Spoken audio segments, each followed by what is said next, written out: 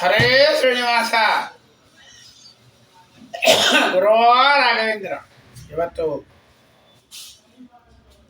ರಾಮಚಂದ್ರ ದೇವರ ನಿಜ ಪತ್ನಿಯಾಗಿರ್ತಕ್ಕಂಥ ಲಕ್ಷ್ಮೀ ಸ್ವರೂಪಳಾಗಿರ್ತಕ್ಕಂಥ ನಮ್ಮಮ್ಮ ಶ್ರೀ ಸೀತಾದೇವಿಯ ಅವತಾರದ ಪರಮ ಪವಿತ್ರವಾದ ದಿನ. ಸೀತಾ ಜಯಂತಿ ಅಂತ ಇವತ್ತು ಪ್ರಸಿದ್ಧವಾಗಿದೆ.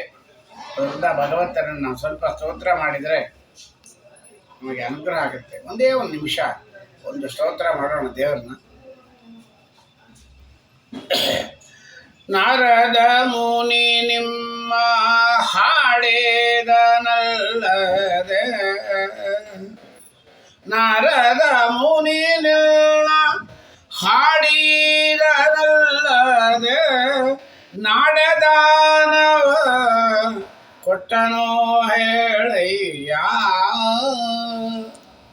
ನಾರದ 4,75,000 ಕೃತಿಗಳಿಂದ ಹರಿನಾಮ ಸ್ಮರಣೆ ಮಾಡಿದನಾಗಲಿ ಏನಾದರೂ ಊರು ಗ್ರಾಮಗಳಲ್ಲಿ ದಾನವಾಗಿ ಕೊಟ್ಟನೇನೋ ಕೃಷ್ಣ. ಪ್ರಹ್ಲಾದನು ನಿನ್ನ ಹೊಗಳಿದನಲ್ಲದಲೆ, ಪ್ರಹ್ಲಾದನು ನಿನ್ನ ಹೊಗಳಿದನಲ್ಲದೆ, ಕೊಡವಿಧಾನವತಾನಿತ್ತನೇನಯ್ಯ. ಬರೀ ನರಸಿಂಹ ನರಸಿಂಹ ಖಬ್ಬದಲ್ಲಿದ್ದಾನೆ, ಜಗತ್ಪೂರ ಇದ್ದಾನೆ ಅಂತ ಹೇಳಿದ ಪ್ರಹ್ಲಾದ.